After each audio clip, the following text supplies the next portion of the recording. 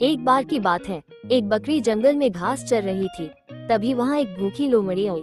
लोमड़ी ने बकरी को देखा और मन ही मन सोचा, अगर इसे फंसाया जाए तो अच्छा शिकार मिल जाएगा। लोमड़ी ने बकरी से कहा, बहन, तुम तो बहुत सुंदर हो।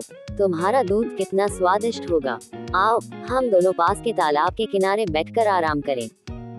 भोली बकरी लोमड़ी की बातों में आ गई और उसके साथ तालाब के पास चली गई। वहाँ पहुंचकर लोमड़ी ने चालाकी दिखाई और बोली, तुम तो बहुत थकी लग रही हो, क्यों न तुम थोड़ा आराम कर लो, मैं तुम्हारे लिए पानी ले आती हूँ। जैसे ही बकरी आंखें मूंदकर बैठी, लोमड़ी धीरे धीरे उसके पास आई और उस पर झपटने ही वाली थी कि अचानक तालाब के पास सोया हुआ एक बड़ा कुत्ता जाग गया। कुत्ते ने लोमड़ी को देखते ही जोर से भौंकना शुरू कर दिया। डर के मारे लोमड़ी वहाँ से भाग निकली। बकरी डरकर खड़ी हो गई और कुत्ते को धन्यवाद कहा।